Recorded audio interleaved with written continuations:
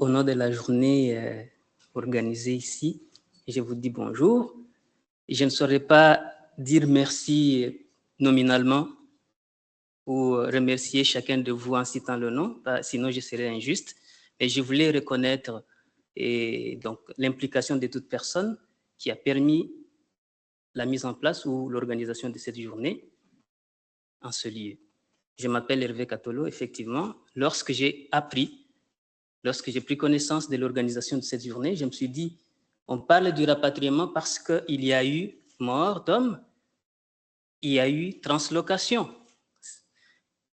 Alors, s'il faut parler du rapatriement, la question qui reste est de savoir ce que le rapatriement représente dans le circuit du deuil, car quand il y a mort d'homme, il y a un deuil qui s'organise. Voilà pourquoi j'ai voulu que nous puissions discuter autour du retour de dépouilles d'anciens et dynamiques de deuil du chef chez les Batabois. Une étude des continuités rituelles, des récompositions mémorielles et des enjeux de souveraineté culturelle.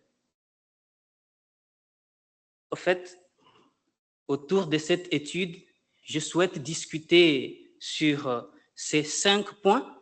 Le premier point, je voulais d'abord essayer de présenter ce que représente le chef dans la culture batabois, parler du deuil et ses étapes, le deuil du chef bien sûr, essayer de naviguer autour du rapatriement dans le processus du deuil, ce que le rapatriement représente dans le circuit de l'organisation du deuil, évoquer aussi la question de motivation et des craintes auprès de la communauté et auprès de nos chercheurs, et pourquoi pas aussi souligner les enjeux.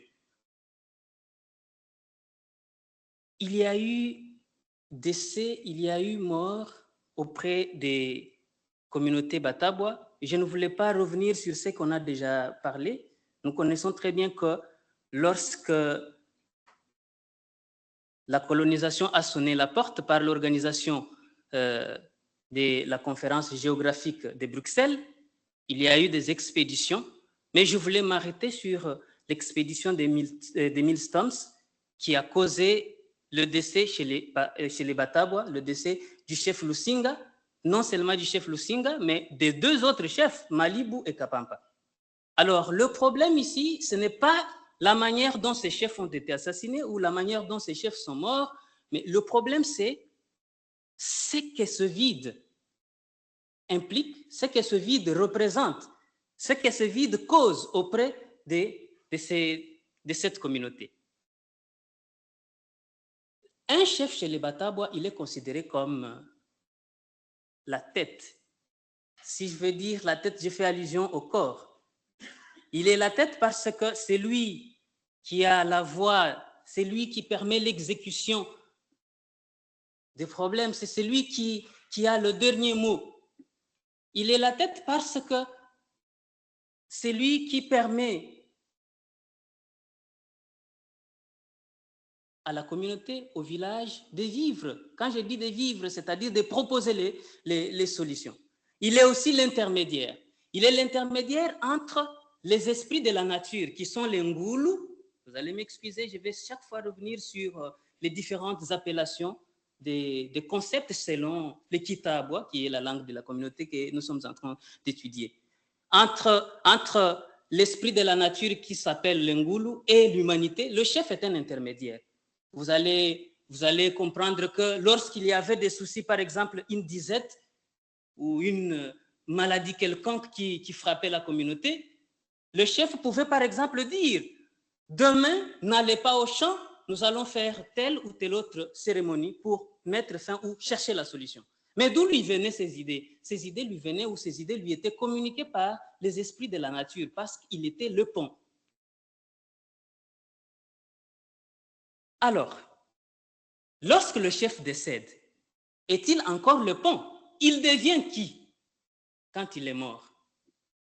Il est vraiment difficile de directement montrer ce que le chef devient après la mort si on ne veut pas ou si on n'essaye pas de discuter autour de la mort elle-même chez les Batabois. Comment la mort se situe? Comment est-ce que les Batabois se représentent la mort? Pour les Batabois, la mort est un voyage.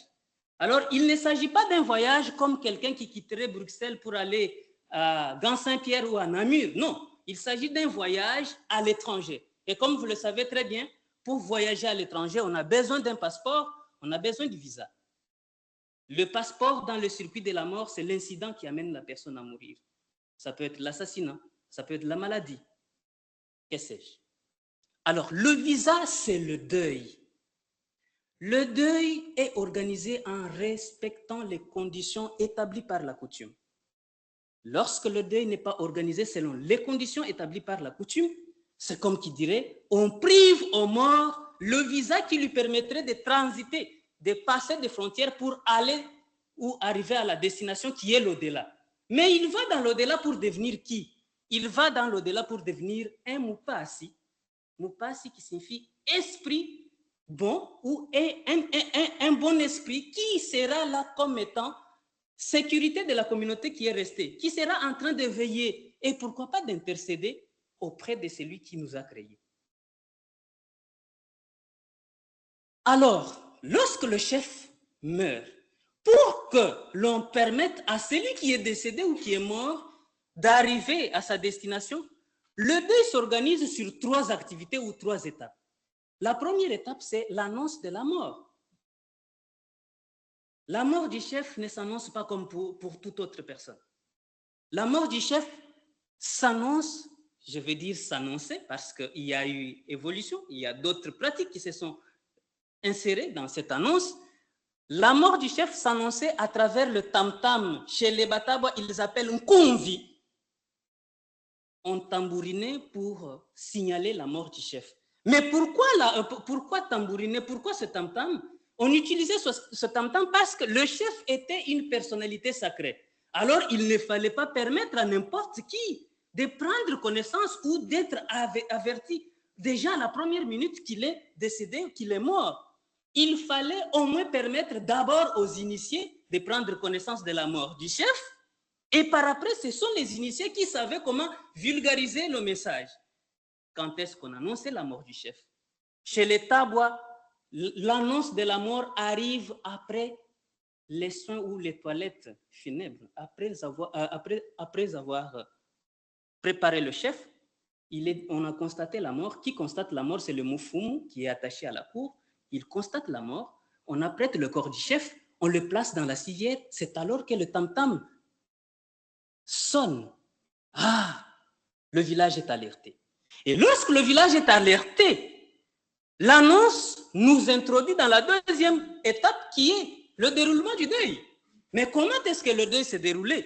Le deuil s'est déroulé sur 3 axes ou 3 activités. La première activité, c'est l'ouverture du kilio. Le kilio, si on était à Kinshasa, Mami, on va dire Matanga.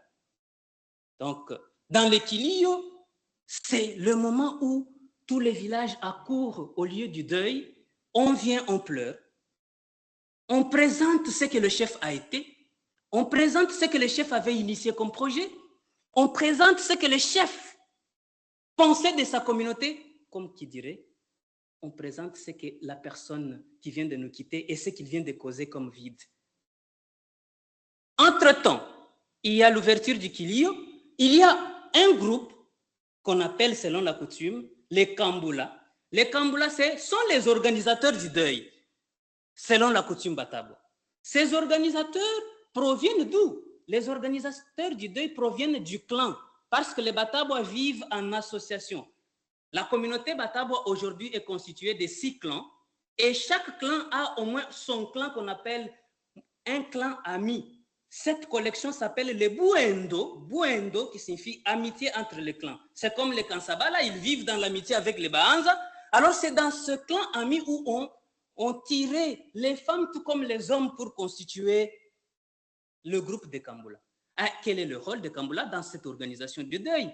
Les Kambula, c'est donner aussi 3 activités. La première activité, il y a des Kambula hommes, des jeunes autour de 28-30 ans, qui se mettaient en route pour aller maintenant annoncer le message auprès des autres chefs. Vous allez me dire, oui, mais on a déjà tambouriné, pourquoi encore annoncer? Oui, il fallait maintenant une annonce officielle auprès des autres chefs, des chefs homologues. Alors, ils n'y allaient pas comme ça.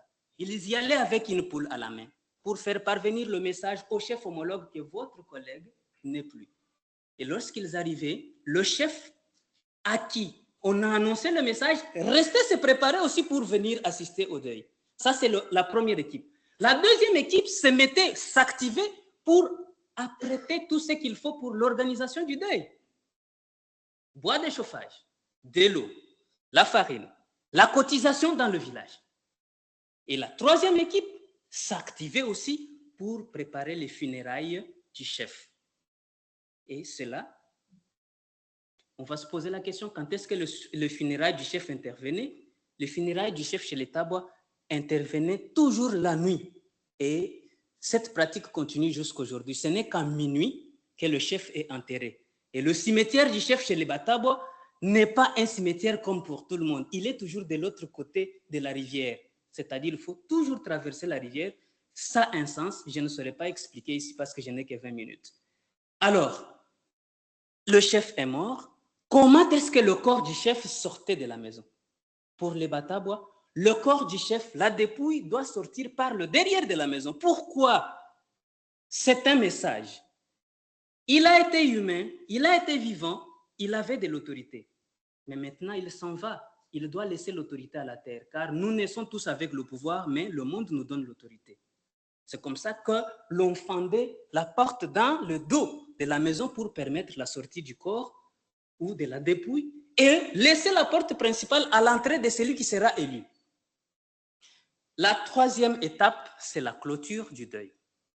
Cette clôture du deuil intervient après l'enterrement, le retour du cimetière.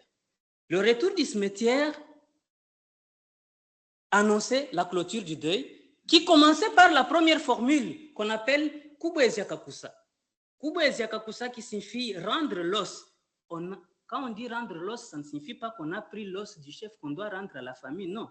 C'est-à-dire la famille endeuillée remettait la chèvre à l'équipe de Kamboula. Un sens de remerciement pour dire vous nous avez aidé à organiser le deuil. Voilà votre cadeau.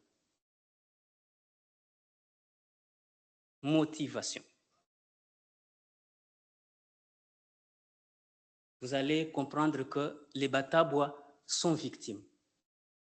En 1884, comme Patrick Semal et ma collègue Lys l'ont dit plus tôt, il y a eu le premier décès chez les Batabois. Je ne dis pas que depuis que les Batabois sont sur cette terre, c'était le premier décès. Non, je parle du décès du chef dans les conditions presque non autorisées. Il y a eu assassinat et décapitation. Le Singalo Ngombe est assassiné par Emile Stams. Il est emporté parce que jusqu'à aujourd'hui, son corps n'a pas été retrouvé. Nous avons essayé de poser des questions. Vous avez retrouvé le corps. On a eu beaucoup de versions. Je me réserve de vous les étaler ici. En 1910, un deuxième chef de la même lignée, le chef Kiabaouni, il disparaît comme ça. Un matin, il est dans la cour, mais le soir, on ne le voit plus. Jusqu'aujourd'hui, on ne sait pas où est-ce qu'il est parti. En 1982, un autre chef meurt sans maladie. Moufoua Kandanga. Il meurt alors qu'il a été avec ses notables le soir et le matin, on le retrouve mort.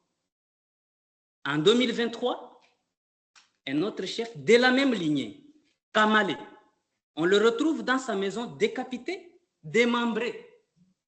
Sa jambe gauche a été emportée.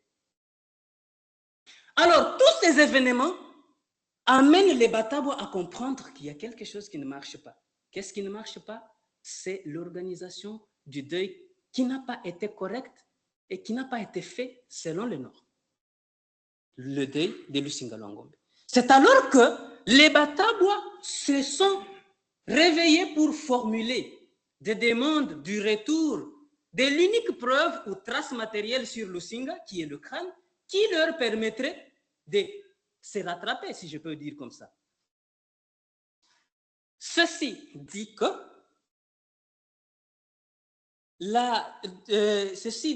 le rapatriement, c'est une occasion de corriger la récurrence des décès, la permanence de ce cycle et aussi une possibilité de revoir les différentes tragédies qui se produisent dans cette région. Il y a des incursions, il y a des banditismes, il y a des groupes rebelles qui se réveillent à chaque instant, et même des villages qui disparaissent. Alors, ma crainte est que, puisque l'on n'arrive pas à concrétiser, la communauté Batabois devient méfiante. Je vais je vais reprendre ce que le chef Mwamba Laurent Kisompo a dit. Vous nous parlez toujours de Lusinga, vous nous parlez toujours de Lusinga. Wakati gani Lusinga tarudia kwabo? Quand est-ce que Lusinga va rentrer chez lui? Parce que tant que cette question est toujours verbale, nous avons peur que les malheurs continuent. Et nous, chercheurs, tant que cette question n'est pas encore résolue, nous avons aussi peur de voir cette communauté devenir méfiante. Ce qui signifie que le rapatriement est une possibilité de refaire le deuil et de le clôturer pour les Batabois. Les enjeux, il y a plusieurs enjeux dans le rapatriement du crâne de Lusinga, mais je vais me limiter aux enjeux culturels et économiques. Pour ce qui concerne les enjeux culturels, le rapatriement permet la réparation des erreurs passées. Il permet aussi la reconstitution des pratiques culturelles. Pourquoi pas aussi la reconnexion de la génération actuelle aux pratiques reconnues par l'histoire de cette communauté. Et le rapatriement aussi, c'est l'assurance de la pérennité de ces pratiques. Pour les enjeux économiques, vous allez voir que j'ai deux cartes là-bas. La première carte qui est à droite, elle a été réalisée en 1984, quelques mois après la guerre de Moba. On parle de Moba 1. Cette carte a été réalisée et sur cette carte, on constate que certains villages, 4 villages ont disparu. Quels sont ces villages? Busongo, Lusinga, Mbolio, Kafwimbi. Ces villages ont disparu. Alors que ces villages appartenaient à ce que le père Kambilombilo, ou Kipalapala, le père Isaac Monset et Isaac Moinet et Joseph Monset, ces villages avaient ce que ces pères ont appelé les chapelles-écoles. C'est-à-dire, c'était dans ces villages où on venait recruter les enfants qui devaient être amenés à la catéchèse pour devenir les chrétiens de demain, et pourquoi pas les prêtres. Pourquoi sur cette route, le père Isaac Moinet a souhaité cette route? Parce que c'est sur cette même route que les Arabes acheminaient les esclaves qu'ils capturaient dans les Lusaka et les autres villages vers Mpala pour leurs transactions à Karema. En 2005, alors que le Congo a prêté les élections de 2006, le père Léon de Saint-Moulin sort la carte. Sur cette carte, on voit au moins deux villages réapparaître. C'est le village Lusinga, mais là-bas il apparaît Lusenga, c'est une erreur du géographe, il faut comprendre. C'est le village Lusinga qui apparaît et le village Kafwimbi. Alors, ces deux villages, lorsque nous avons fait notre descente en 2024, au village Lusinga, nous n'avons trouvé que 4 cases. Au village Kafwimbi, au moins 8, oui, parce que l'entrée qui est la case presque grande du chef, mais le village Mbolio, c'est celui-là qui a repris. Alors, qu'est-ce que nous voulons dire? Le rapatriement pour les Batabois, je vais reprendre le terme des Batabois, ils pensent que par le rapatriement, le rapatriement sera la possibilité de reconnecter ces villages qui sont enclavés aujourd'hui au grand circuit économique. Quel est le circuit économique? C'est la route qui quitte Kirungu, il passe par Kalemi, ou bien il va de Kalemi en passant par Kirungu, Lusaka jusqu'à Lubumbashi. Dans ces villages, Lusinga, Mbolio, Kafwimbi, le troc existe encore. Donc, il n'y a pas d'activité commerciale. Par le rapatriement, on pense revivre certaines activités qui permettraient à ces gens de vivre un peu correctement. Je voulais dire que le rapatriement pour la communauté Bataboua a un caractère urgent. Il a aussi un caractère réparatif. Et je voulais demander aussi qu'on puisse lui conférer un caractère juste. J'ai fait appel au discours du roi Albert Ier. En 1910, il disait « La colonisation est une œuvre de grande justice ». Qu'est-ce que j'ai dit? Il disait « Pour un peuple épris de justice, la colonisation est une œuvre de grande civilisation ». Alors, si le rapatriement est aussi épris de justice, il sera une possibilité de ramener les dépouilles dans leur communauté. Je vous remercie.